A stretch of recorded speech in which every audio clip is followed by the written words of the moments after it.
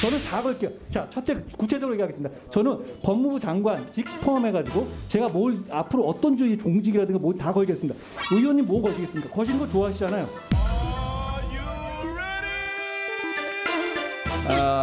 맞습니다. 제가 더 탐사하고 같이 협업을 한 건 맞습니다. 제가 토요일, 일요일 우리 방에 있는 식구들이 그거 녹음 듣고 풀어서 저 아주 짧은 분량 만드느라고 고생했습니다.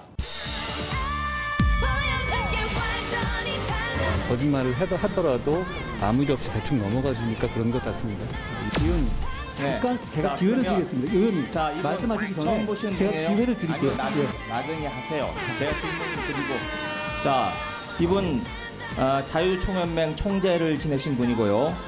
저는 한동훈이라는 사람을 1000m, 1000m에서 본 적이 없습니다. 세상에 청담동이라는 바에서 어디 30명과 그런 자리가 있나요? 저분은 기자 시절에도 과연 올바른 기사를 썼느냐에 대해서 저는 이제는 많은 회의를 갖게 되었죠. 제가 알고 있기로는 한동훈 장관과 술을 못 마시고 제로 콜라만 마신다고 그러더라고요. 몇 번 헛발질 칩니까? 계속 그것도 자살골이잖아요. 이민정 애들을 모아놓고 하는 거였어. 내가 거기 한번도 어딜 다녔어. 그 대한민국의 통치를 그거 잘하고. 국정감사장을 야바이판으로 만든 한동훈 장관은 적반하장식 모렴치한 행태에 반성하고 사죄하십시오. 한동훈 장관, 윤석열 대통령과 술자리 하셨습니까?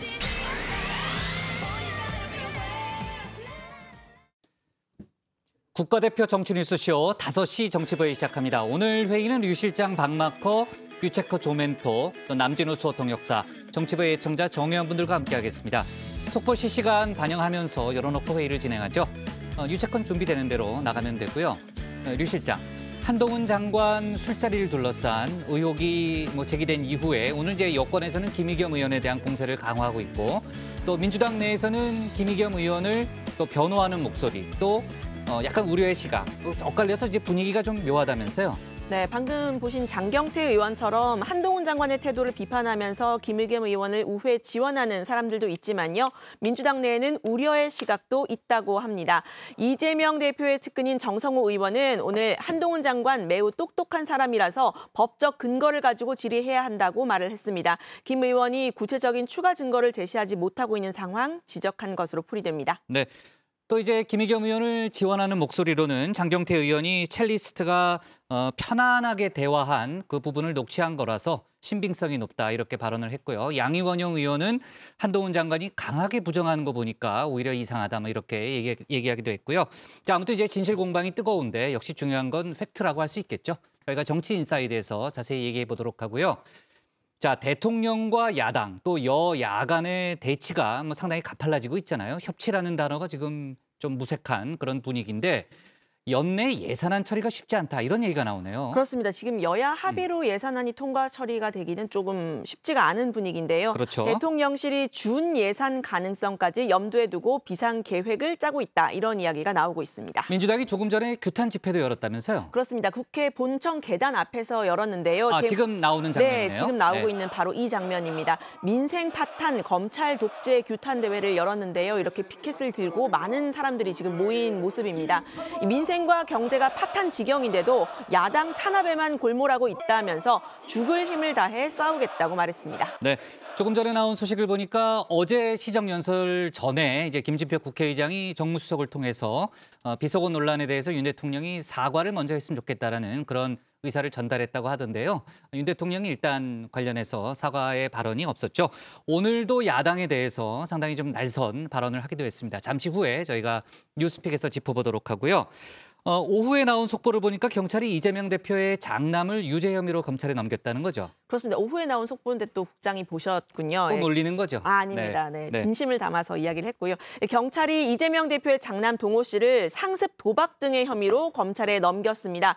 해외 도박 사이트에서 불법 도박을 한 혐의, 그리고 온라인상에서 성희롱에 해당하는 글을 게시한 혐의 등인데요. 다만 이 불법 성매매 의혹은 증거 불충분으로 혐의 없음 결정을 내렸습니다. 네. 이재명 대표가 오늘 레고랜드 사태와 관련해서 그거를 수사해야 한다 이런 주장을 하기도 했는데 저희가 상황실에서 자세히 얘기해 보도록 하겠습니다. 오늘도 뉴스가 많은 하루인데요. 서둘러 가도록 하겠습니다. 유한울의 뉴스픽5부터 정치부회의 출발하겠습니다.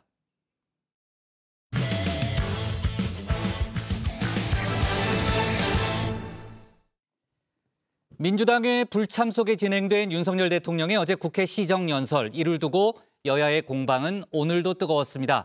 윤 대통령은 헌정사의 관행이 무너졌다며 야권을 강하게 비판했고요. 민주당은 자기 부정의 극치라고 맞받았죠. 곧 돌입할 국회 예산안 심사 난항이 예상됩니다.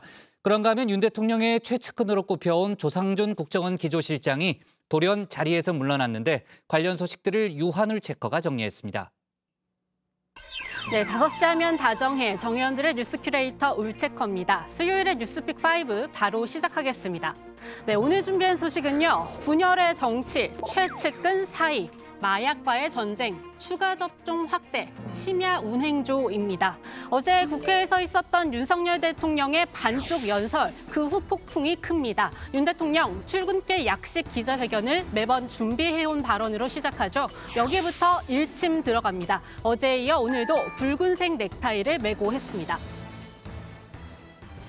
우리 의원님들께서 전부 참석하지 못한 것이 아쉽기는 하지만 법정 시한 내에 예산안 심사를 마쳐서 내년부터는 우리 취약계층의 지원과 또 국가 발전과 번영에 필요한 예산을 집행할 수 있도록 협조해 주시면 하는 그런 마음이 있습니다. 네, 아쉽기는 하다. 이 정도는 약과였습니다. 비어있는 국회, 분열 정치의 상징이라는 비판 나오는 데 대해 어떻게 생각하느냐 기자가 이렇게 질문을 던졌는데요. 윤 대통령 이 질문 받아서 민주당의 작심 비판 쏟아냅니다. 과거에 노태우 대통령 시절부터 지금까지 약 30몇 년간 우리 헌정사의 하나의 관행으로 굳어져 온 것이 어제부로 무너졌기 때문에 아마 앞으로는 정치 상황에 따라서 이런 대통령 시정연설에 국회의원들이 불참하는 이런 일들이 종종 생기지 않겠나 싶고 그것은 결국 대통령뿐만이 아니라 국회의 국민의 신뢰가 약해지는 것이 아니냐. 국회를 위해서도 과연 그것이 바람직한 것인지에 대해서 생각해 볼 여지가 있습니다. 어제 국회에서 침묵 시위로만은 민주당에 눈길 한번 주지 않은 윤 대통령이죠. 외면에 이어 작심 비판이라니 민주당도 참을 수가 없습니다. 헌정사의 관행이 무너졌다는 발언을 또 하나의 헌정사로 맞봤습니다. 후한무치한 대통령, 적반하장의 참모들, 박수부대로 전락한 여당. 어제 윤석열 대통령의 국회 시정연설은 헌정사에 남을 자기 부정의 극치였습니다. 협치와 통합의 물꼬를 틀 수 있는 마지막 기회를 끝내 걷어찼습니다. 대신 대결과 적대 정치를 지속하겠다는 뜻만 분명히 했을 뿐입니다.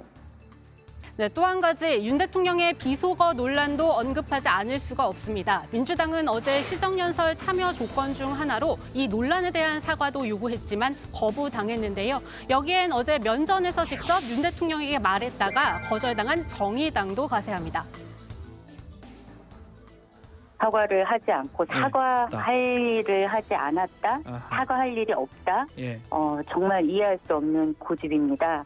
사실 이 전국에 얼음 같은 경색 전국을 풀 수 있는 키를 쥔 분은 저는 대통령이라고 생각을 합니다. 예, 근데 국익 운운하면서 사과를 거부한 거는 이건 국회와 대화하지 않겠다는 거 아닌가? 네, 윤 대통령 이 위원장의 말대로라면 사과할 일 하지 않았다 이렇게 말했다고 하죠. 김진표 국회의장도 시정연설 전에 이진복 정무수석 그리고 국민의힘 지도부를 통해 이런 의견 여러 번 전달했다고 하는데 결국 받아들여지지 않은 겁니다. 오히려 국민의힘은 윤 대통령의 힘을 보태면서 그것보다는 특검과의 연계가 핵심 아니냐 이렇게 지적하는데요. 여기서 갑자기 AI 등장합니다.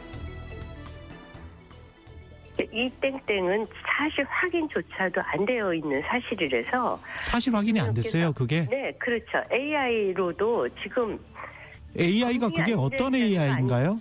이 음성 인식 AI로도 검증이 안 된다고 하고 있고 일반 국민들의 귀나 청력으로는 충분히 검증이 가능하던데요. 아, 그런가요? 예. 네, 일단 대통령께서 기억이 없으시다고 했고요. 문제는 자 그것만 건 것이 아니라 예.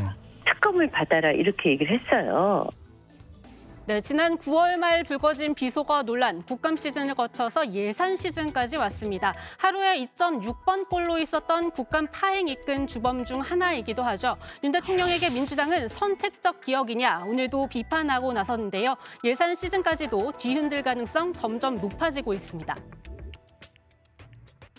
자신의 기억마저 조작하는 대통령의 멘탈이 놀랍습니다. 하지만 진실과 국민의 기억마저 조작할 수는 없습니다. 윤석열 대통령이 전 국민이 들은 욕설마저 하지 않았다며 기억 조작에 나섰습니다. 기억이 안 나고 혼란스럽다던 대통령이 결국 발언하지 않았다라는 결론에 이르는 과정은 뻔뻔합니다. 네, 이렇게 내년도 예산안을 뺀 공방만으로도 이미 뜨거운데요. 639조 원 규모의 예산안, 그 내용을 두고도 여야 평가 엇갈립니다. 윤 대통령 어제 시정 연설을 통해 두 가지 기조 확실히 했죠. 전 정부 겨냥한 건전재정, 그리고 약자 복지입니다. 국민의힘도 바람직한 기조라며 엄호에 나섰습니다. 전체적으로 뭐 줄일 곳은 줄였고 그러나 써야 될 격차 해소에 대한 우리 노인이나 장애인, 아동, 여성 이런 곳에는 11%를 늘렸고 또 미래 대비 반도체라든지 첨단 산업에 대한 여기엔 한 3% 늘렸거든요. 그래서 이런 부분으로는 다 늘려놨는데 수치를 가지고 이렇게 한두 개를 뽑아서 전체인 것처럼 이렇게 공격하는 것은 바람직하지 않습니다. 하지만 민주당은 겉만 번지르르하게 포장된 예산안이라고 비판합니다. 국회가 매년 내년도 예산안과 함께 세트로 통과시켜야 하는 게 있는데요. 바로 세법 개정안입니다. 윤석열 정부는 이번 개정안에 법인세 최고세율 인하, 종부세 완화, 소득세 과세 표준 구간 개편을 담겠다고 했죠. 한마디로 부자 감세 기조 분명해 보이는데 건전재정, 약자 복지 웬 말이냐는 겁니다. 뿐만 아니라 초부자 감세로 세수 부족을 만들어 놓고선 재정 건전성을 들먹이며 시급한 민생 예산은 칼질하는 모순도 그대로였습니다. 약자 복지는 어불성설입니다. 약자 무의식이고 약자 약탈일 뿐입니다. 민주당이 이렇게 목소리를 높이는 이유, 청년 노인 일자리 예산 그리고 지역화폐 예산이 깎이는 데 있습니다. 둘 다 문재인 전 대통령 그리고 이재명 대표의 대표 상품이기 때문이죠. 민주당이 이렇게 깎여나가는 민생 예산이 10조 원에 달하는 것으로 보고 있는데요. 국회 예산안 심사 과정에서 모두 다시 살려내겠다, 전이 불태우고 있습니다. 참 비정한 정권입니다. 좋은 정부는 돈을 많이 버는 사람들에게 세금을 많이 걷어서 서민들의 복지 예산을 늘리는 따뜻한 정부이고, 나쁜 정부는 돈 많이 버는 부자들의 세금을 깎아주고 삶이 어려운 서민들의 복지 예산을 깎는 그런 비정한 정부라고 생각합니다. 윤석열 정부 참 나쁜 정부입니다. 네, 여야의 내년도 예산안 심사, 그 어느 때보다도 가시밭길이 예고되고 있습니다. 사실 국회 예산안 처리가 쉬웠던 적은 없었습니다. 12월 2일 법정 처리 시한 넘긴 여당 단독 처리가 다반사입니다. 당장 지난해 여당이었던 민주당도 그랬죠. 하지만 이번에는 의석 구조상 그마저도 쉽지 않다는 전망 나옵니다. 과반 출석에 과반 찬성이 있어야 하는데 국민의힘만으로는 안 되는 겁니다. 예산이 확정되지 못할 경우 정부는 전년 예산에 주해 최소한의 경비만 집행할 수 있는데요. 이와 같은 초유의 준예산 사태, 그 가능성도 지금으로선 배제할 수 없습니다. 서로 물러설 줄 모르는 대통령실과 여야, 그 탓에 사상처시라는 말 자주 듣게 되는 요즘입니다. 자, 야당에게 세게 나가면은 여당이 좀 주춤거리고 압박이 돼야 되고, 또 여당이 뭐 대통령에게 세게 나가면 야당이 좀 압박이 돼야 되는데 서로한테 압박이 안 돼요. 그러니까 제가 어느 글에다가 이런 말을 썼는데, 실력 없는 실력 행사, 물리력으로 뭐 어쩐다 저쩐다라고 하면 그게 실력 힘을 쓰면은 그게 힘이 통해야 되잖아요. 실력으로 나타나야 되잖아요. 실력 행사를 하는데 실력이 영향을 못 받는 거죠, 서로 간에. 네, 두 번째 픽은 최측근 사의입니다. 조상준 국정원 기조실장이 어제 사의를 표명했습니다. 국정원 국감을 하루 앞둔 시점이었는데요. 윤 대통령은 바로 사표를 수리했습니다. 국정원장도 대통령실을 통해 이 소식 전해 들었다고 했습니다. 국정원장께서 어제 8시에서 9시 사이에 대통령실 관계자로부터 유선 통보를 직접 받으셨고 그래서 면직 처리가 됐습니다.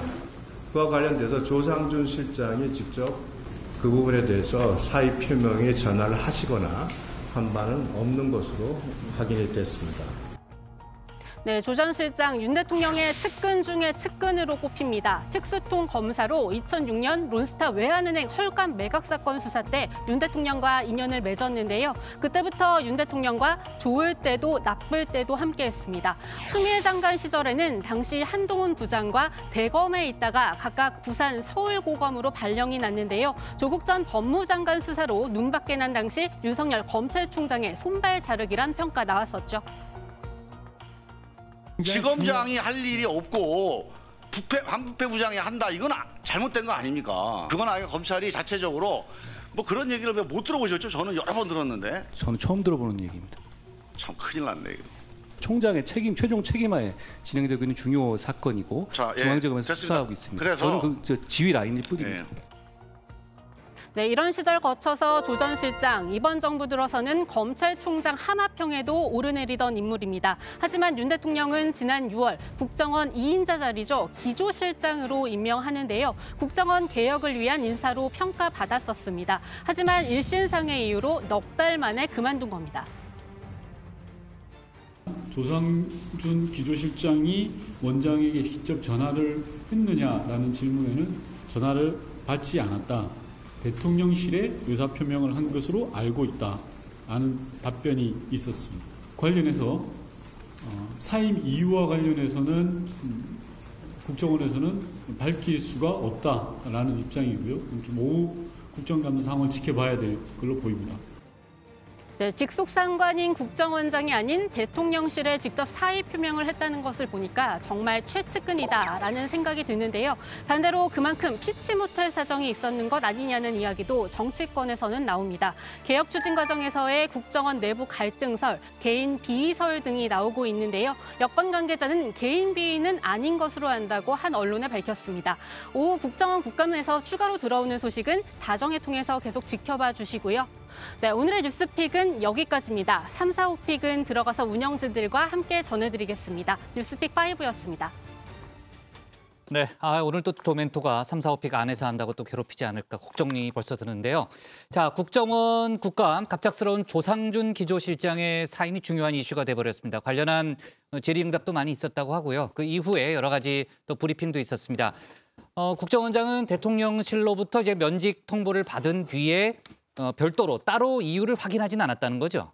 네, 그렇습니다. 여야 정보위원들이 재직 시기에 여러 문제가 없었는지 검증해보는 과정을 거쳤느냐 질문을 했지만 김 원장은 구체적인 답변하지 않은 것으로 전해집니다. 다만 김 원장은 정무직 공무원에 대해서는 직업 공무원과는 다르게 처리한다는 판단을 했다면서 직업 공무원처럼 구체적인 기관별 징계 사유하기는 통상하지 않는다 이런 입장을 밝혔다고 합니다.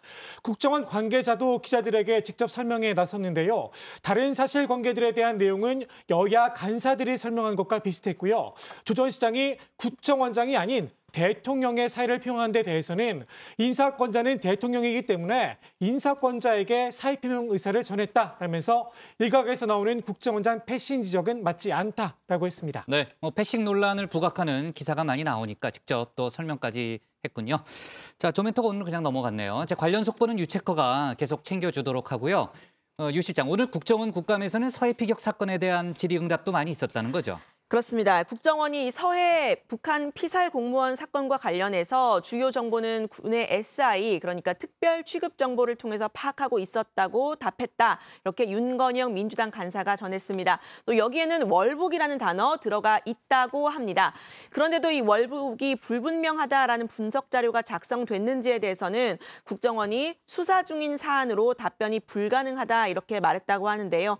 다만 감사원의 중간 감사 발표에 있던 내용 내용이죠. 이 국정원이 합참 발표 51분 전에 표류 사실을 확인했다라는 데 대해서는 국정원도 합참의 정보를 받아서 확인을 했고 감사원에서 약간 착오가 있는 것으로 안다는 답변이 오전 국감에서 있었다고 합니다. 유상범 국민의힘 간사의 말입니다. 네. 자, 좋습니다. 관련한 속보가 더 들어오면 저희가 추가로 얘기를 해보도록 하고요. 박마커, 세 번째 픽부터 빠르게 정리해 볼까요? 네, 유체커에게는 공유한올이라는 그 별명을 붙여주면 어떨까요? 네, 아이템을 공유하는 항상 뉴스픽. 박마커가 또 딴지를 거네요. 어제부터 벼르고 있었는데 박마커가 결국은, 후배죠? 네, 후배입니다. 한참 후배죠? 한참은 아니지만 네. 그래도 꽤 차이가 나는데 왜 저러는지 알았습니다. 좀. 네, 끝나고 둘이 또 해결해 보도록 사실 하고요. 조멘토한테 지침을 받았습니다. 네, 바로 제 뉴스픽 세 번째 전화해드리겠습니다. 마약과의 전쟁인데요. 네, 국민의힘과 정부가 오늘 오전 이 마약류 관리 종합 대책을 논의하는 이 당정 협의를 가졌습니다.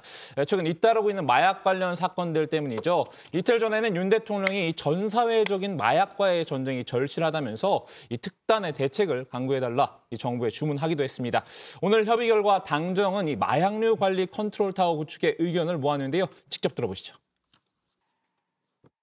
마약류 수사 단속에서부터 정보 통합, 공유, 예방, 치료, 재활까지 빈틈없이 유기적으로 대응해 가도록 하겠습니다. 향후 1년간 마약범죄 특별수사팀을 운영하는 등 범정부 수사 역량을 총동원하여 필로폰, 신종 마약 등 증가하는 마약류 밀반입과 불법 유통 등에 대해서 엄정 대응토록 하겠습니다. 당정은 마약을 일상에서 완전히 퇴출시키겠다 이렇게 의지를 보였는데요. 그 일환으로 얼마 전에는 이 마약 옥수수, 마약 김밥 같은 이 소위 마약 마케팅도 금지를 했죠. 성정책위 의장은 이를 통해서 마약 피해를 가볍게 보는 인식을 좀 개선을 하고 청소년들에 대한 마약류 예방 교육 등에도 적극 나서겠다 밝히기도 했습니다. 네, 유체커가 세게 나오니까 박마커 겁을 먹은 것 같아요. 자꾸 더듬거리네요. 옆에서 저기 조멘토는 굉장히 흐뭇하게 바라보고 알았습니다. 있었습니다. 네 번째 픽 합시다. 유체커가. 네 번째 픽 추가 접종 확대입니다. 만 18세 이상도 내일부터 코로나 추가 접종 예약해서 맞을 수 있습니다. 이제 초입에 들어선 것으로 보이는 겨울철 재유행에 대비하기 위해서인데요. 여기서 추가 접종은 이미 2차 이상을 맞은 성인이 계량 백신 등을 예약하고 추가로 맞는 것을 의미합니다. 2차까지 맞은 18세 이상은 누구나 맞을 수 있고요. 3차나 4차를 맞은 경우 또 코로나에 걸렸던 사람은 해당 일 기준으로 4개월이 지나면 예약이 가능합니다. 내일부터는 맞을 수 있는 계량 백신의 종류도 다양해지는데요. 백신 종류에 따라 접종 시작 날짜가 다르니까 질병청 홈페이지 등에서 꼭 확인해보고 예약하시기 바랍니다. 네, 자 마지막 픽은 조멘토가 정리하죠. 예, 이거 유체커가 아이템 배분에 좀 실패한 것 같은데 이런 거는 유 실장이 좀 해야 될 것 같습니다. 아마 처음처럼 애가 밤 늦은 시간까지 이어질 것 같은데요. 다음 아이템 주시죠.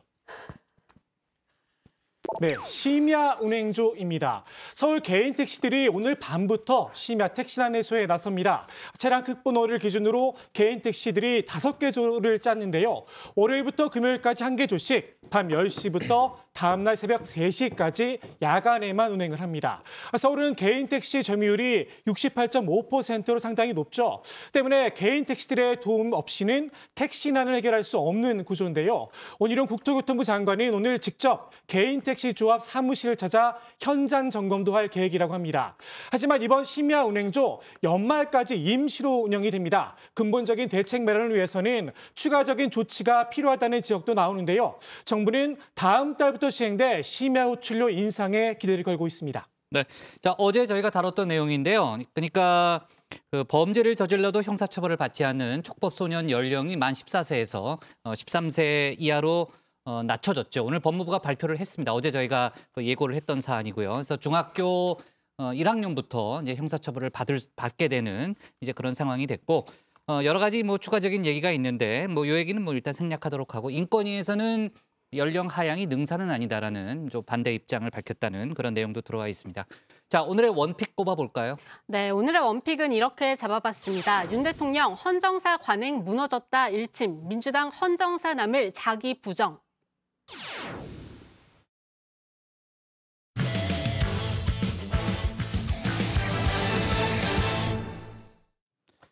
검찰의 대선 자금 수사로 당사 압수수색까지 당했던 민주당이 오늘은 공세 모드로 돌아섰습니다.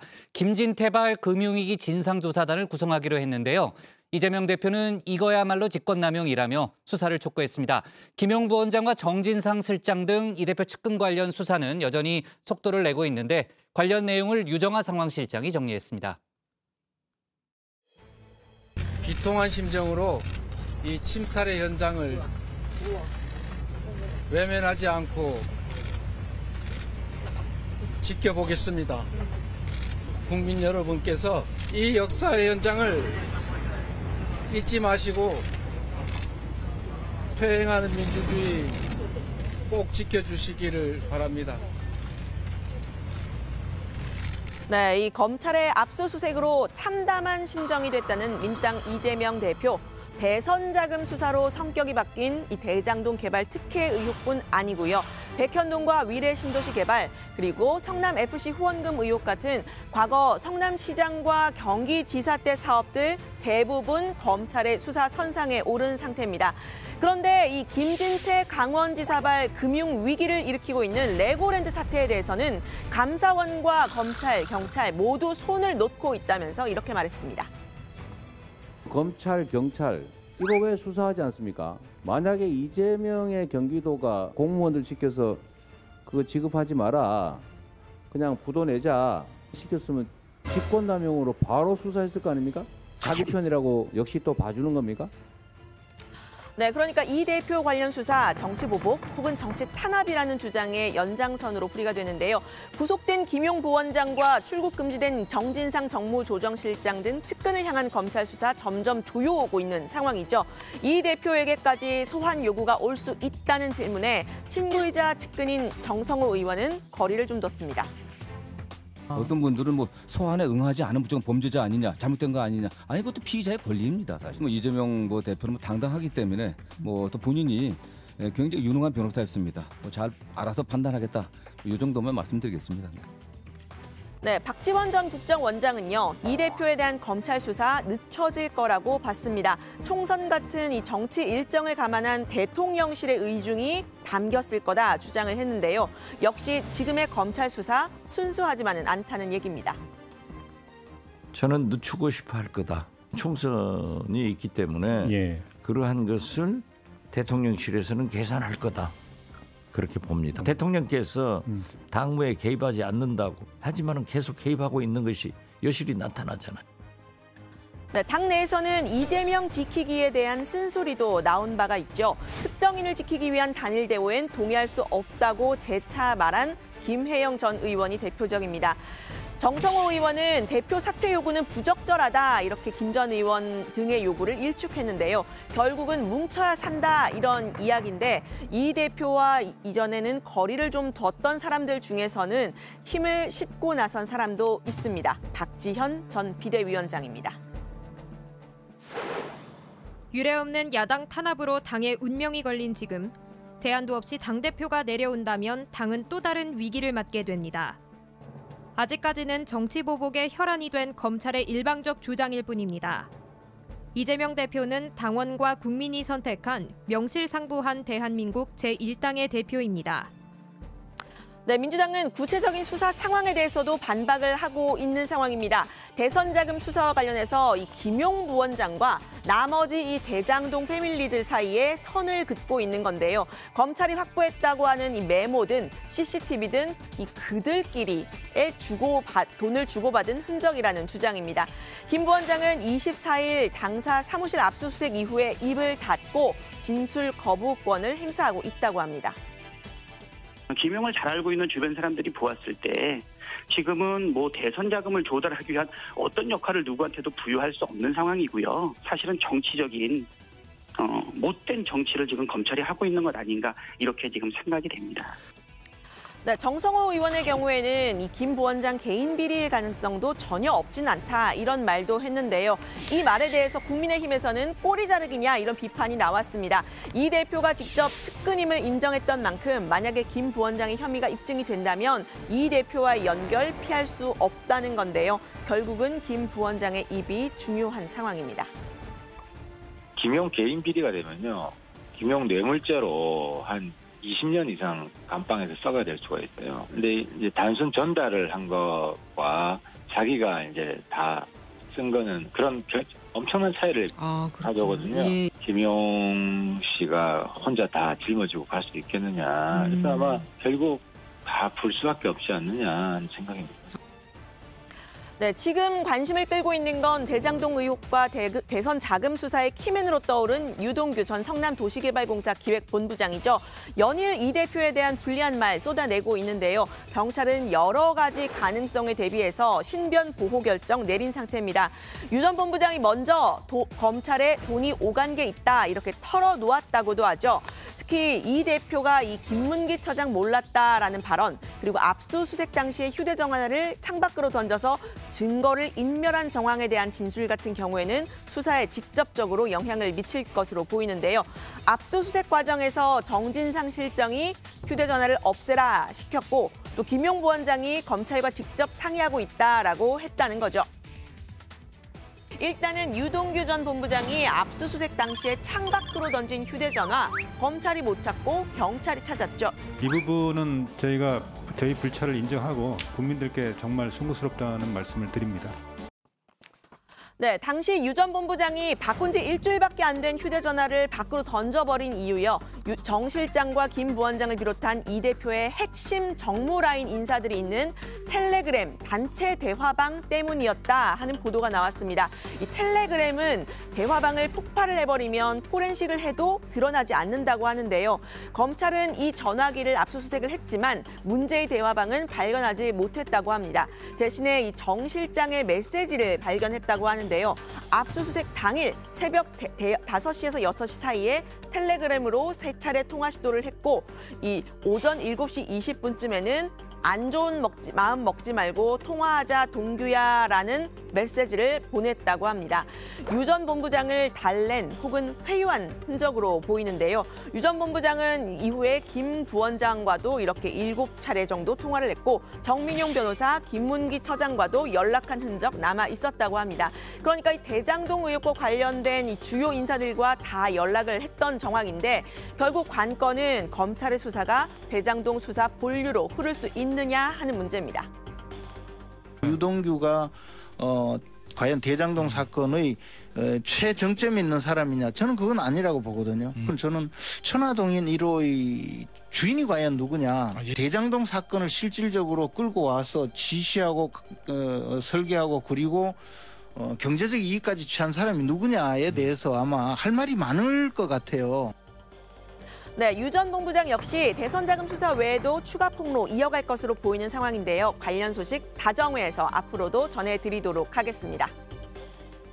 대선 자금 관련해서 이재명 대표 직접 지시가 있었는지 본부장님께서 몰랐을 리가 없다라고 말씀하신 바가 있으셔서 한 말씀 부탁드리겠습니다. 그 사안은 아니고요.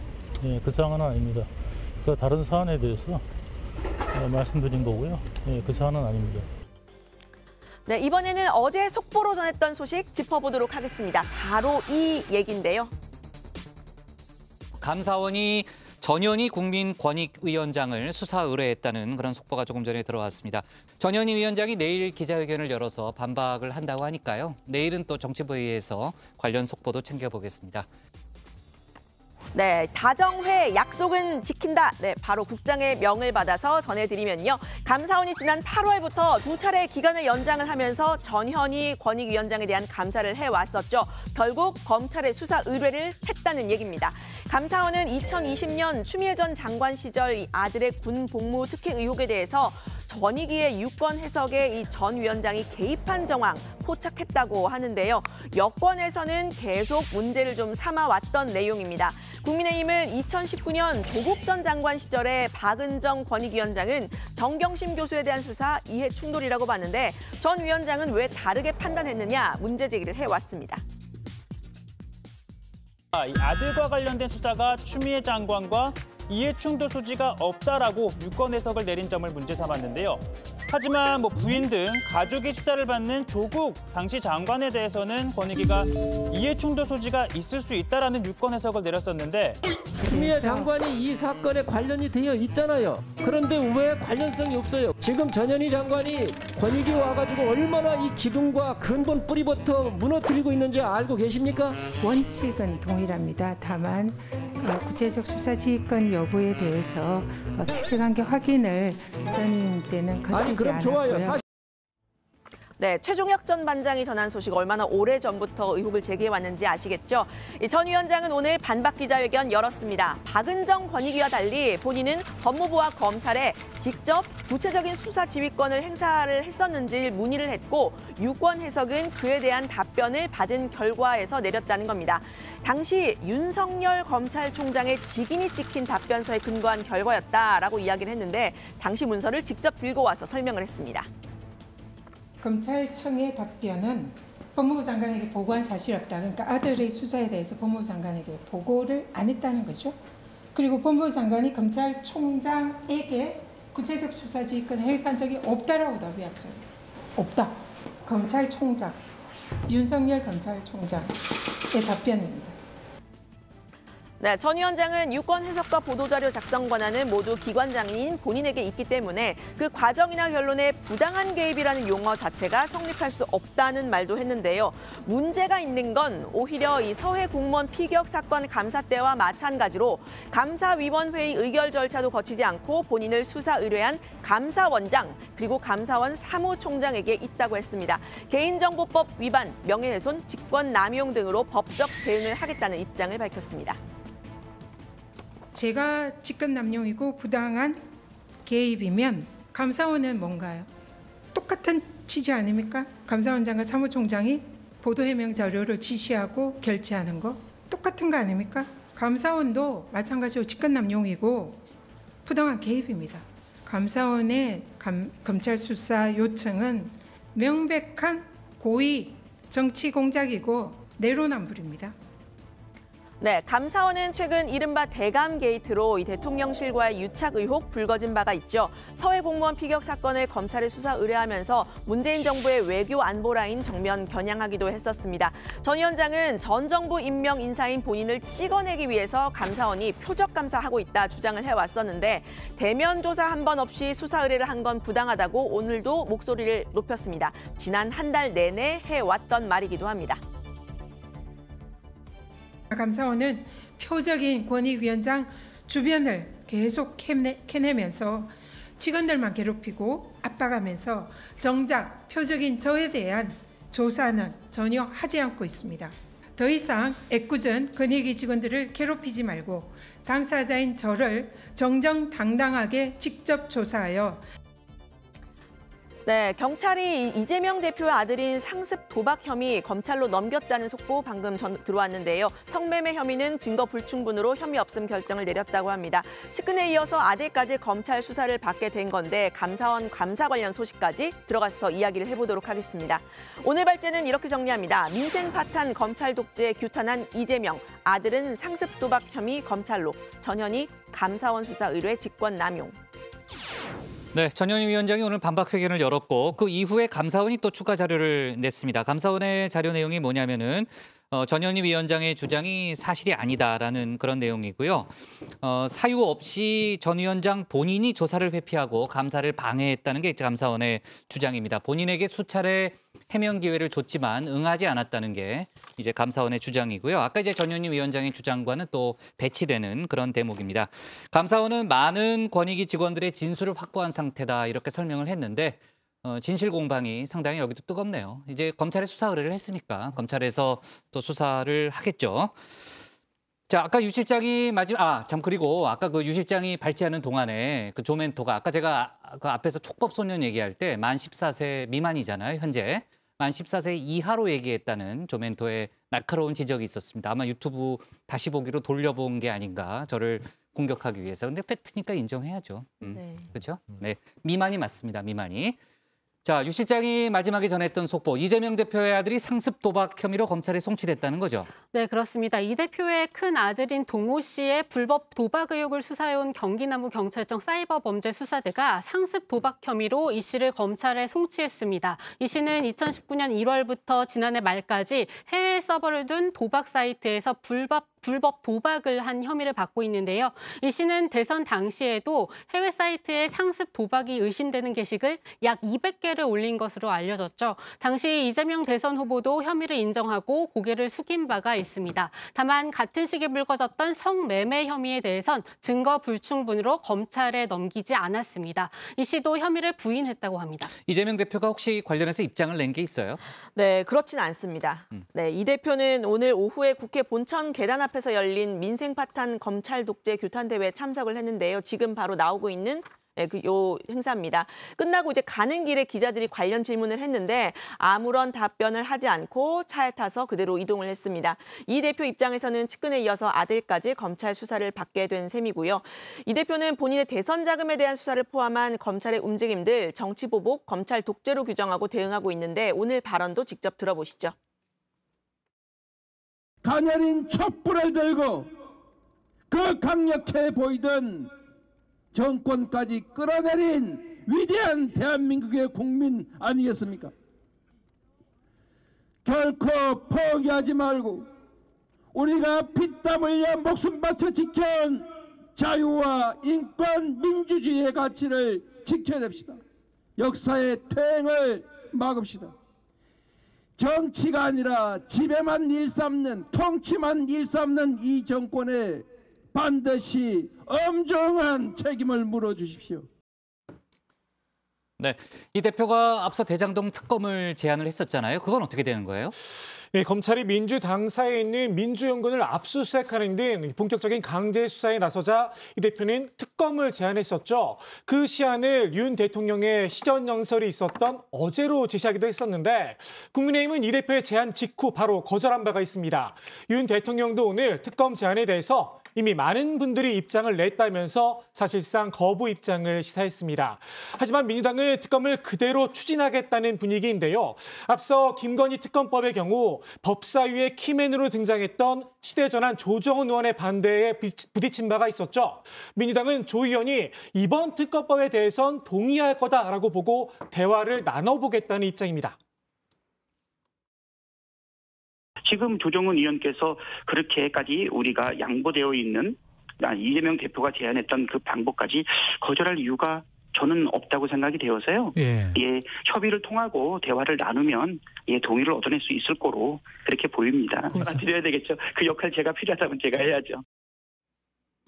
한동훈 장관도 앞서 특검에 대해서는 강한 반대 입장을 밝혔었잖아요. 네, 그렇습니다. 한동훈 장관 역시 민주당의 특검 제안 직후 거부 의사를 밝혔는데요. 이 수사받는 당사자가 마치 쇼핑하듯이 수사기관을 선택할 수 있는 나라는 적어도 민주주의 국가 중엔 없다고 했습니다. 민주당은 이 말을 강하게 반박했는데요. 박찬대 최고위원은 상당히 영리하신 줄 알았는데 본인이 한 말도 기억을 잘 못하시는 것 같다. 이 검언 유착 수사 때를 비롯해서 본인도 수사받는 것과 관련해서 변경도 요구했고 수사 기피도 했었고 여러 번 그런 상황들이 있지 않았느냐라고 지적했습니다. 네, 유동규 전 본부장이 입을 열기 시작하면서 대선 자금 수사가 본격화된 그런 상황이잖아요. 검찰이 어제 대장동 3인방을 다 불렀다는 얘기도 있는데 지금 이제 관련 인물들의 발언에 대해서 관심이 모이고 있죠? 네, 그렇습니다. 유동규 전 본부장이 구속시한 만료로 출소하면서 이 유 전 본부장의 한마디에 관심이 쏠리고 있죠. 문제의 8억 원의 출처인 남욱 변호사와 화천대유 대주주 김만배 씨도 유 전 본부장처럼 석방될 수 있다는 관측이 나옵니다. 두 사람의 구속기간은 각각 다음 달 21일과 25일입니다. 네, 그리고 이른바 50억 클럽의 일원이죠. 화천대유의 직원이었던 아들이 퇴직금 50억 원을 받아서 뇌물수수 혐의로 기소가 됐었던 박상도 의원도 오늘 재판을 마치고 기자들 앞에 섰습니다. 대선 자금 관련 얘기를 들어본 적 있느냐라는 질문을 받았는데 정진상, 김용, 유동규를 전부 모르는 나로서는 황당한 일이다. 흥미롭게 보고 있다. 이렇게 답을 했습니다. 또 세월이 흐르니까 이재명 게이트인 게 드러나지 않느냐라고도 이야기를 했습니다. 네, 지금 이제 야권에서는 50억 클럽에 대한 수사가 제대로 진행되지 않고 있다는 또 그런 입장도 있는데 여러 가지로 이제 대장동 관련 수사가 재수사 국면으로 갈 수도 있는 그런 분위기라고 봅니다. 자, 앞서 국정원 국감할 때 저희가 잠깐 언급은 했었습니다만 지금 이제 서해 공무원 피격 사건 관련해서 또 여러 가지 속보가 나오고 있죠. 네, 그렇습니다. 구속 중인 서욱 전 국방부 장관과 김웅희 전 해경청장이 24일 처음으로 검찰 조사를 받았는데요. 군 첩보 삭제와 관련해서 서 전 장관은 서훈 당시 국가안보실장의 지시를 받았다라는 취지로 진술을 했다는 보도가 나왔습니다. 김 전 청장 역시 윗선으로 서 전 실장을 지목했다고 합니다. 서훈 전 실장은 오늘 부인하는 입장을 밝혔습니다. 한 언론과의 통화에서 재작년 관계장관 회의에서 이 첩보 삭제를 논의한 적도 월북 판단 지침을 내린 적도 없다고 한 겁니다. 이 한자가 적힌 구명조끼도 언론을 통해 처음 들었다고 하는데요. 내일 국회에서 직접 입장을 밝힐 예정이라고 합니다. 이 박지원 전 국정원장도 서 전 실장이 그런 지시를 한 적은 없다고 했는데요. 직접 들어보시죠. 제가 모든 회의에 참석해봤지만은 그러한 삭제, 그러한 얘기를 논의한 기억이 전혀 없습니다. 제가 첩보 삭제하라 내지 월북 발표하라 이런 명시적인 뭐 그 지시나 당부가 없었다는 말씀이죠? 네, 그렇습니다. 그런데 확실하십니까? 확실합니다. 네, 서훈 전 실장이 내일 국회에 나온다고 하면요. 저희가 관련된 속보를 정치부에서 챙기도록 하겠습니다. 오늘 발제 이렇게 정리하겠습니다. 검찰 독재에 규탄한 이재명, 아들은 검찰로. 전현희 직권남용으로 제목을 잡겠습니다. 다음은 조익신 멘토의 정치 인사이드입니다.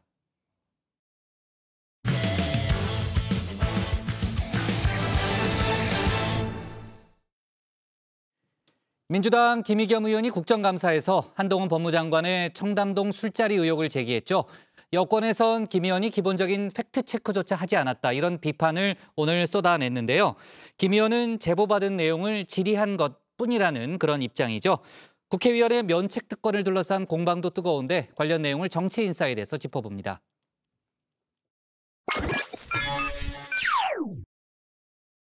청담동에 있는 고급스러운 바였고요. 그 자리에는 그랜드 피아노가 있었고 첼로가 연주됐습니다. 기억나십니까? 김앤장 변호사 30명가량이 있었습니다. 그리고 윤석열 대통령도 이 자리에 이 청담동의 바에 합류를 했습니다. 기억나십니까? 술통령과 한동훈의 진실, 청담동 바를 빌렸어. 제보가 있었다며 한 유튜브 매체가 취한 내용을 국정감사장에서 질의한 민주당 김의겸 의원. 처음에는 굉장한 한방이 있는 줄 알았습니다. 빌드업을 한다 그러죠. 말하자면 함정 질의를 하는 경우도 있어요. 중요한 증거는 딱 숨겨놓고 이렇게 잘못된 대답을 하기 유도해가지고 이런 거 있잖아 하고 딱 들이미는 거죠. 뭐 있는 줄 알았어요. 그런데 웬걸 내놓은 거라곤 음성 녹취록뿐이었죠. 거기 청담동 어딜 다 빌렸어. 근데 한동훈 윤석열까지 다 온 거야. 와가지고 술 마시고 노래 부르고 아니 한동훈은 먼저 왔어. 나하고 좋대. 노래 부르더라. 강대하고 윤석열이 했고. 7월 20일 날 두 달 전쯤에 청담동구의 갤러리아에 있는 그 인근 카페에서 그때 그 한동훈 장관하고 윤석열 대통령하고 김앤장 변호사들 이렇게 같이 모임이 좀 있었잖아요. 그날 모임은 이제 어떤 취지였는지 한번 좀 얘기를 듣고 싶어서. 그건 제가 대통령과 한동훈이 자리에서 그 일어난 일을 내가 말할 수는 없죠. 그렇잖아. 한동훈 법무부 장관 한마디로 일축을 했는데요. 의원님, 저는 다 걸게요. 의원님 뭐 거시겠어요? 저는 다 걸게요. 자, 첫째 구체적으로 얘기하겠습니다. 저는 법무부 장관직 포함해가지고 제가 뭘 앞으로 어떤 주의 종직이라든가 뭐 다 걸겠습니다. 의원님 뭐 거시겠습니까? 거시는 거 좋아하시잖아요. 김 의원, 아무런 후속 팩트를 내놓지 못했습니다. 아예 오후 국감장에는 모습을 드러내지 않았죠. 해당 사건을 취재했다는 더 탐사도 마찬가지였습니다. 술자리에서 첼로를 연주했다는 당사자, 연락이 안 돼 확인을 못했다고 하죠. 가장 기본적인 바의 위치, 이제서야 파악한다고 합니다. 그 더 탐사의 강진구 기자랑 이제 전화 통화를 좀 해봤는데요. 그러니까 7월 20일 새벽 1시 청담동에 그랜드 피아노가 있고 갤러리아 백화점 인근에 주차가 안 되는 골목길의 어느 바에서 실제로 어떤 일이 있었는지 끝까지 추적을 하겠다라는 입장이고요. 해당 바를 찾아 실제로 이런 술자리가 있었느냐 확인하는 게 기본입니다. 현장 취재가 안 된 겁니다. 그래서일까요? 무려 30명이나 참석했다는 김행장 변호사들 단 한 명도 특정하지 못했습니다. 그렇게 30명이 모였으면 소문이 난다든가 한 명이나 특정을 저도 이제 기자를 해봤으니까 김의겸 의원도 기자 하셨으니까 특정하기가 되게 쉬워져요. 그렇게 되면. 근데 나온 게 하나도 없어요. 단 하나도. 그러니까 조금 저는 당황스럽더라고요. 유일한 크로스 체크, 술자리를 주선했다는 이세창 전 자유촌연맹 총재 권한대행과 통화 내용인데요. 이 전 대행 악의적 짜깁기에 당했다. 공개적으로 반박을 했습니다. 일국의 대통령하고 법무부 장관을 내가 무슨 신분인데 주관을 하느냐. 그래서 끊으려고 하니까 그러면 그 자리에 무슨 말씀하셨어요? 이제 기자의 득위에 막 그 질문 있잖아요. 나 전화 끊는다. 에? 참석도 안 한 사람이 무슨 말을 하느냐. 예, 거기까지입니다. 사실이 아니다. 분명하게 이야기를 했다는 겁니다. 해당 발언이 실제로 있는지 확인해보면 될 일이겠죠. 전체 녹취 파일들 김 의원이 가지고 있습니다. 제가 오늘 아침에 듣고 튼 게 아니고 이 녹음된 분량이 몇 회에 걸쳐서 상당한 몇 시간짜리 통화 필요한 부분만 제가 토요일, 일요일 우리 방에 있는 식구들이 그거 녹음 듣고 풀어서 저 아주 짧은 분량 만드느라고 고생했습니다. 그런데 아직까진 감감무소식입니다. 한동훈 장관은 더 이상 묵과할 수 없다며 법적 대응도 불사하겠다고 밝혔는데요. 김의겸 의원은 거짓말로 해코지 해도 되는 면허증이나라도 가진 것처럼 행동하는데요. 매번 입만 열면 거짓말 해도 그냥 넘어가 주고 책임을 안 지니까 자기는 그래도 되는 줄 알고 이러는 것 같습니다만 이번엔 달라야 한다고 생각합니다. 김 의원은 내가 무슨 거짓말을 했느냐 발끈했죠. 이런 목격담과 발언을 듣고도 묵살해야 합니까? 이런 의혹이 제기될 때 거침없이 물어보라는 게 국민들이 저에게 표를 주신 이유라고 생각합니다. 묻지 않는다면 오히려 그게 국민의 믿음을 저버리는 겁니다. 더욱이 질의 전에 제보가 들어와 확인하겠다. 먼저 분명히 밝힌 뒤 질문을 던졌다는 겁니다. 지난해 국감에서도 비슷한 일이 있었죠. 당시 국민의힘 김용판 의원도 이렇게 질의를 시작했습니다. 장 변호사께서는 최근에 그 수원구치소에 수감되어 있는 국제마피아파 행동대원이며 코마트레이드의 직원이었던 박철민의 요청에 의해서 변호인 접견했습니다. 그로부터 공익 제보를 받았고 본 의원에게 전달하게 됐습니다. 김용판 의원, 당시 이재명 경기지사를 향해 조폭 연루설을 제기했죠. 돈다발 사진까지 들이밀며 맞느냐 따져 물었습니다.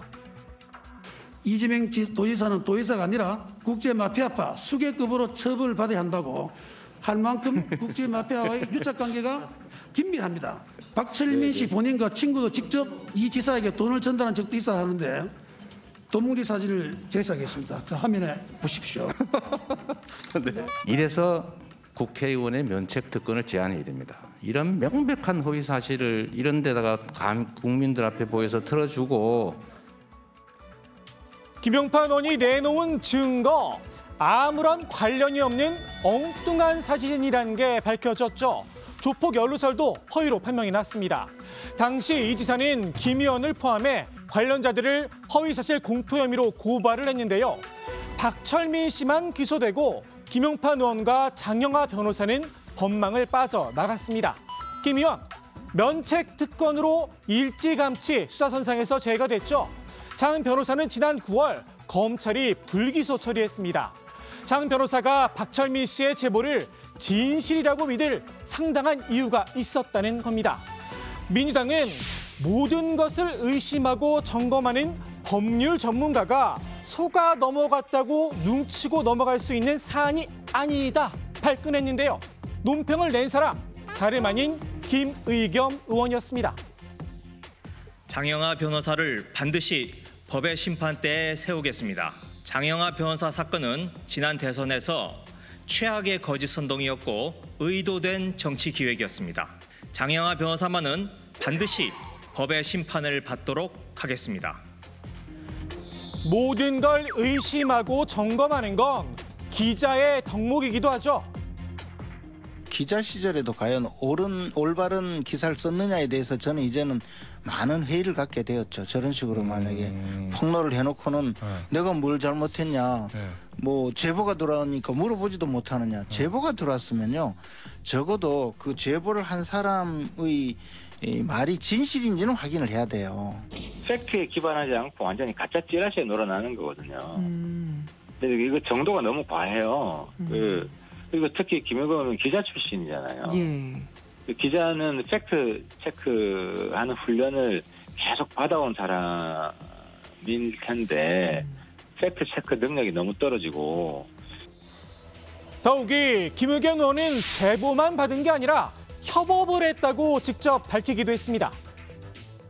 맞습니다. 제가 더 탐사하고 같이 협업을 한 건 맞습니다. 저를 미행한 스토커로서 지금 수사 중인 그 더 탐사와 협업하고 있다는 말씀에 대해서 약간 좀 충격을 받았고요. 거기에 공모하신 거가 된다는 걸 분명히 해두고 싶습니다.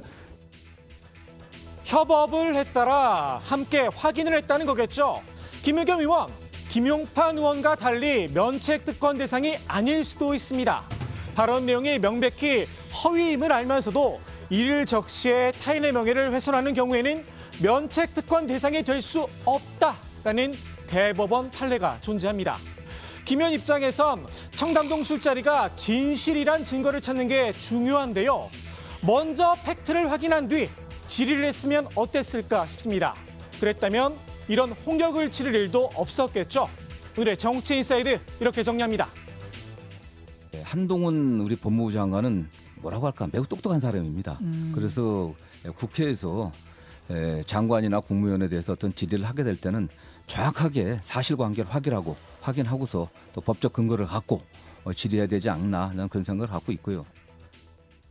네, 정성호 의원 얘기도 들어봤습니다만 또 앞서 제가 잠깐 얘기했던 대로 민주당 내에서는 김의겸 의원을 지원하는 그런 목소리들도 오늘 많이 나왔습니다.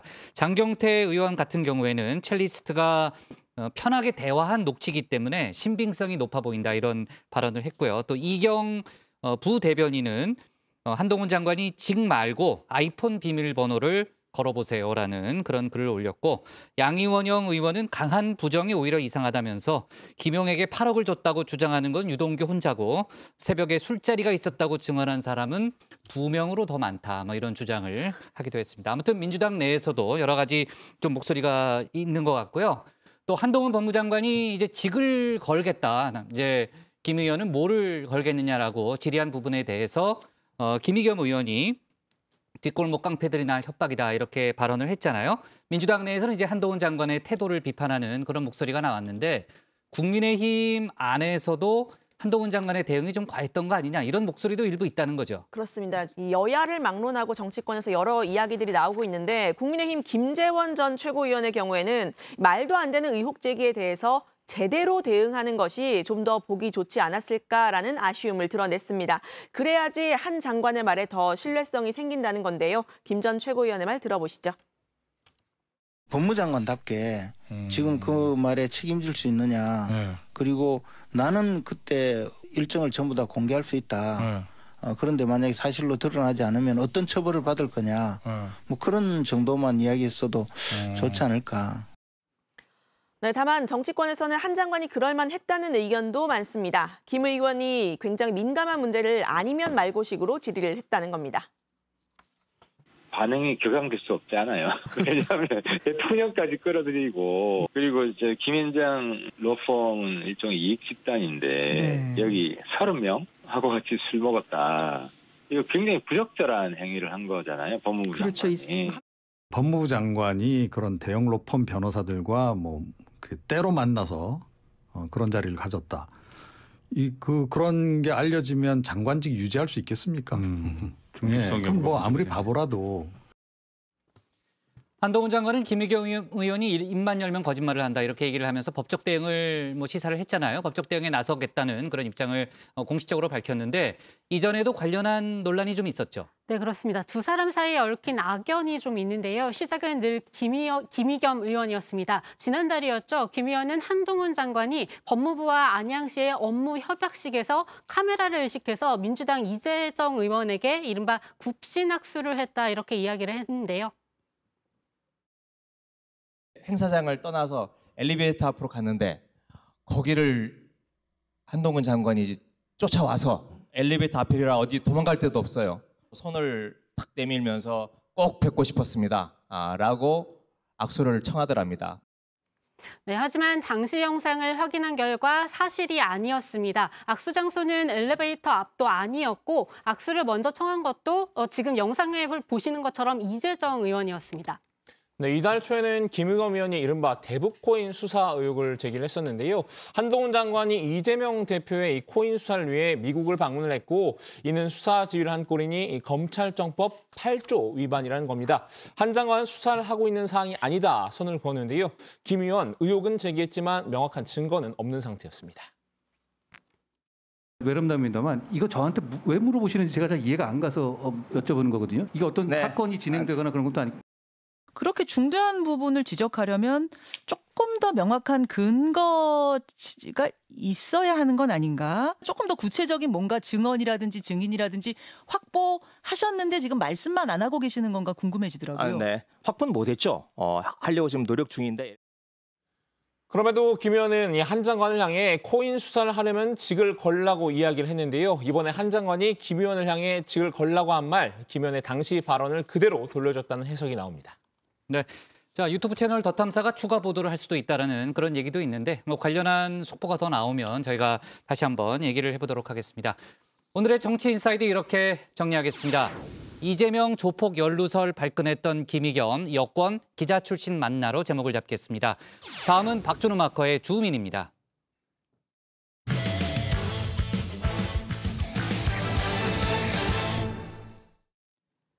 무고 혐의로 검찰에 송치된 이준석 전 국민의힘 대표의 근황이 공개됐습니다. 김웅 의원이 이 전 대표와 함께 찍은 사진 한 장을 올린 건데요. 이 전 대표는 여전히 침묵을 이어가고 있죠. 반면 홍준표 대구시장은 최근 중앙정치 현안과 관련해 여러 발언을 쏟아내고 있는데 박준우 마커가 주민에서 두 사람의 소식 정리해봤습니다.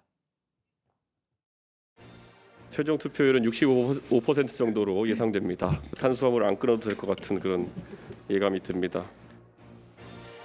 이준석 전 국민의힘 대표 지난해 당 대선 후보 선출을 위한 본 경선 과정에서 공약을 하나 내걸었죠. 이 당원 투표율이 70%를 넘기면 한 달간 탄수화물을 끊겠다라는 내용이었는데요.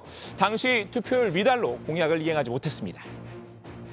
이준석 대표가 굉장히 고무되셔가지고 그 투표율이 70%가 넘으면 그 탄수화물을 끊겠다 이런 공약을 했죠. 예, 이 공약에 이제 뭐 참신하다 이런 칭찬도 있는데 그 한편에서는 본인 다이어트랑 투표율이 무슨 상관이 있냐라고 또 이렇게 따뜻하게 안 보시는 분도 있어요. 하지만 1년이 지난 지금 강제로 공약을 이행 중입니다. 이 전 대표는 무고 혐의로 검찰에 송치된 이후 침묵을 이어가고 있는데요. 근황이 어제 깜짝 공개됐습니다. 본인이 직접 공개한 건 아니고요. 이 친이준석계로 분류되는 김웅 의원이 어젯밤 페이스북에 이 전 대표와 함께 찍은 사진을 올린 건데요. 이 식사 자리에서 찍은 셀카로 보입니다. 두 사람 모두 활짝 웃고 있는데요. 김 의원은 살 빠졌네라는 짧은 글을 올렸습니다. 그리고 국민의힘 당대표 저탄고지의 화신이란 해시태그를 달았는데요. 이 저탄고지, 저탄수화물 고지방의 줄임말입니다. 사실 이 전 대표의 페이스북 소개글 저탄수 고지방 다이어트를 실천 중입니다. 이 문구를 1년 넘게 그대로 유지 중이죠. 닭가슴살 샐러드 사주려고 그랬더니 건강 저탄고지는 닭가슴살 샐러드를 먹는 게 아니라 삼겹살을 먹으면서 다이어트하는 거죠. 이 전 대표가 살이 빠진 이유, 이 저탄고지 다이어트 때문이라기보다는 마음고생해서 기인한 게 더 클 것 같은데요. 이 정치권의 대표적 빅마우스였던 이가 억지로 무건수행을 하려다 보니 아무래도 쉽지만은 않을 듯합니다.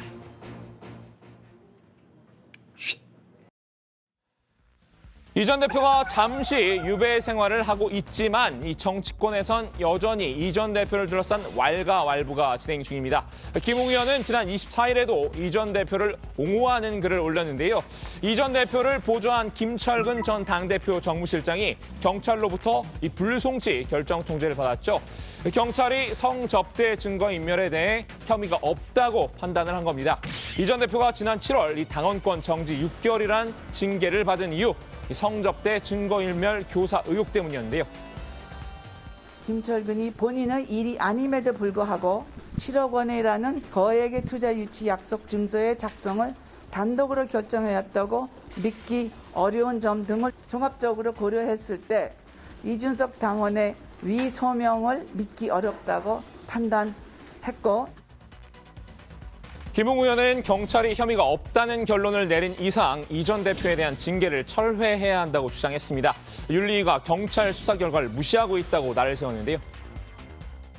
일반적으로 이 경우 자신들이 한 징계를 철회할 것임, 더 나아가 정상인이라면 반성하고 사과할 것임.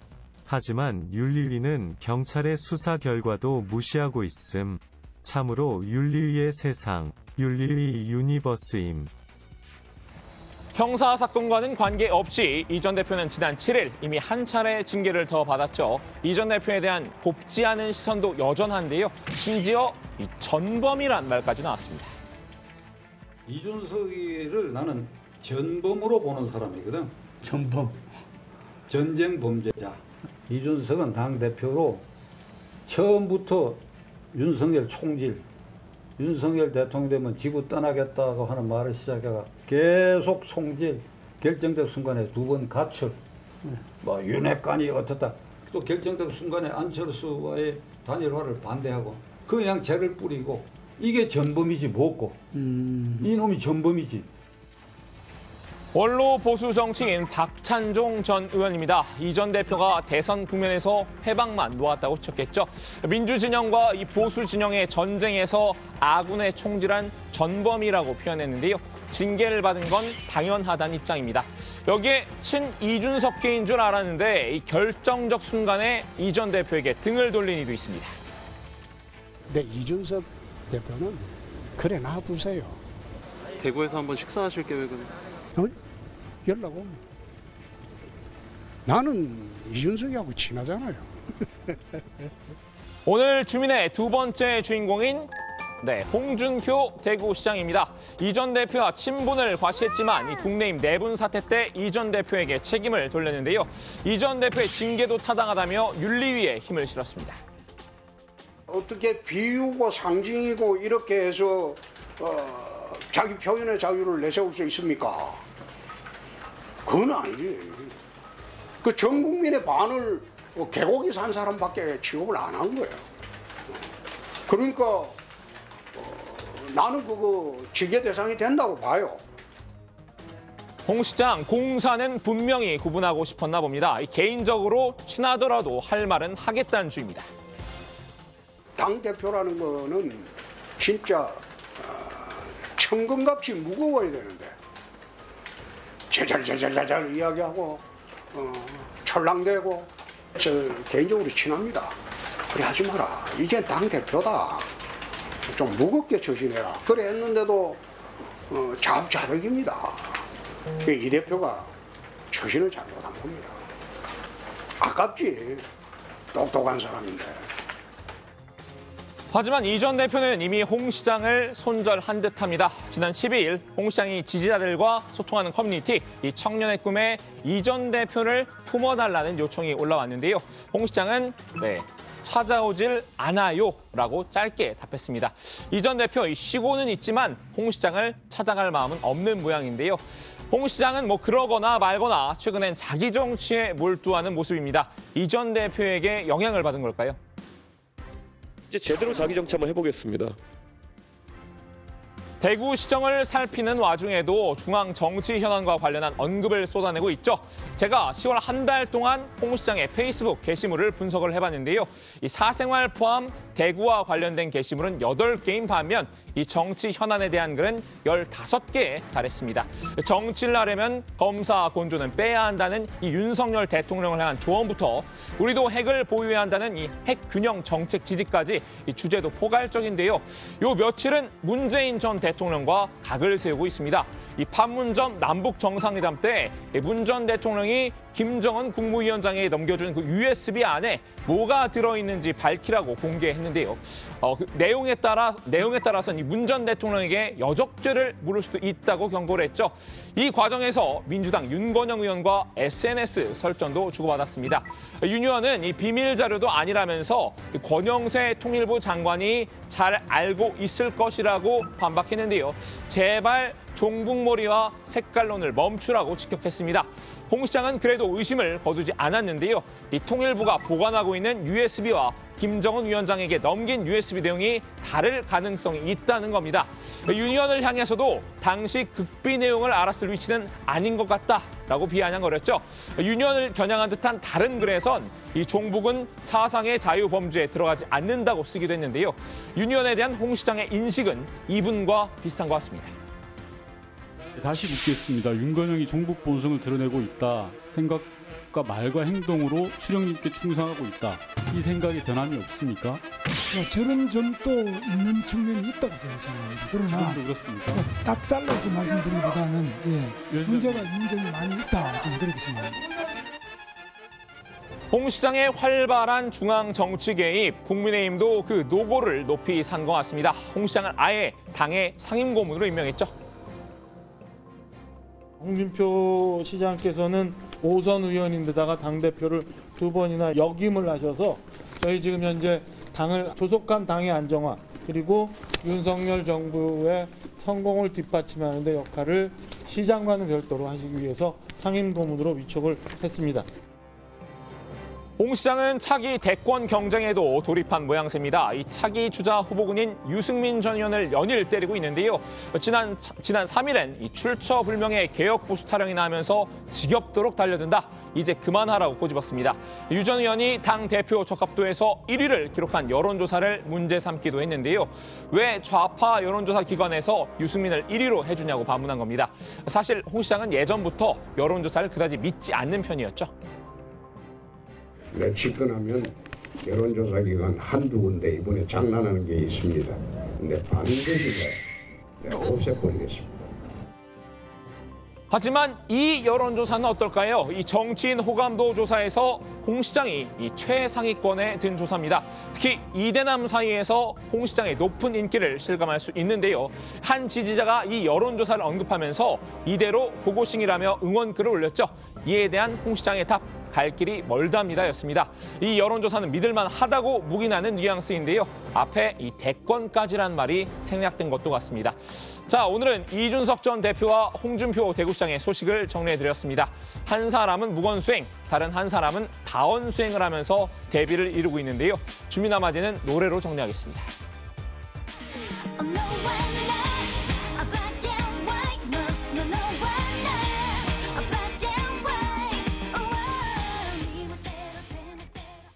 네. 자, 국민의힘 차기 당대표 적합도 여론조사 결과가 오늘 또 새로 발표가 된 게 있는데요. 제가 아까 자료를 보니까 유승민 전 의원이 1위를 차지했더라고요. 네, 그렇습니다. 유승민 전 의원이 국민의힘 차기 당대표 적합도 조사에서 1위를 기록했다는 여론조사 결과가 나왔습니다. RN서치가 유스핌의 의뢰로 실시한 조사인데요. 유 전 의원이 30.1%로 가장 높았고 이어 나경원 전 의원이 11.5%로 2위를 차지했습니다. 안철수 의원이 7.6%, 황교안 전 국무총리가 5%, 김기현 의원이 3.8%로 그 뒤를 따랐습니다. 네, 유승민 전 의원이 성적이 좋을 때마다 역선택 얘기가 많이 당내에서 나왔었는데 국민의힘 지지층으로만 국한해 보면 지지율 변화가 어떻게 되나요? 네, 나경원 전 의원이 22.3%, 유승민 전 의원이 20.3%, 안철수 의원 11.5% 순으로 나타났는데요. 나 전 의원과 이 유 전 의원의 격차는 2%포인트로 오차범위 아닙니다. 유 전 의원이 민심에선 앞서지만 당심에선 좀 뒤처진다. 그동안의 분석과는 좀 사뭇 결이 다른 결과인데요. 자세한 여론조사 내용은 이 중앙선거 여론조사 심의위원회 또는 이 조사 의뢰기관 홈페이지에서 확인 가능합니다. 네. 자, 그동안 이제 당대표 후보군으로 거론됐던 사람들이 많이 있죠. 안철수 의원이라든지 김기현 의원이라든지 또 뭐 정진석 비대위원장도 잠재적 후보군으로 저희가 분류를 하고 있는데 당내에서 오늘 권영세 장관과 원희룡 장관도 차기 당대표에 출마할 수 있다. 이런 발언이 공식적으로 나왔죠. 그렇습니다. 박정하 국민의힘 수석 대변인이 라디오에서 출연해서 한 말인데요. 직접 들어보시죠. 권영세 장관, 심지어는 한동훈 장관 차출설도 나와서 그럼요. 가능성 있다고 보세요? 일단은 그 개각 요인이 있을지는 잘 모르겠습니다만 네. 권영세 장관 같은 경우는 그리고 뭐 국토부를 맡고 있는 원희룡 장관 네네. 같은 경우는 참전할 수 있는 가능성은 충분히 있다. 네, 그런데 이 박 수석 대변인 당 안팎에서 제기되고 있는 한동훈 법무장관의 당대표 차출설에 대해서는 조금 이르지 않나라는 생각이 든다고 했습니다. 한 장관의 이름이 오르내리고 있는 것에 대해서는 뭐 재미있게 말씀하시는 분들 사이에 하마평이다 이렇게 덧붙였고요. 또 당권 주자 그룹을 큰 틀에서 친윤, 반윤 또는 안철수계로 구분할 수 있지만 현재까지는 아직 주자군들의 큰 움직임이 없어서 어떤 분들이 나와서 어떻게 될지 전망하고 예측하기는 좀 이른 단계라고 진단했습니다. 네, 자, 뭐 관련한 속보가 계속 나올 테니까요. 저희가 계속해서 챙겨보도록 하죠. 오늘 정치부에는 여기까지 하겠습니다. 저희는 내일도 오후 5시 정각에 다시 찾아뵙겠습니다. 자, 수고했습니다. 네.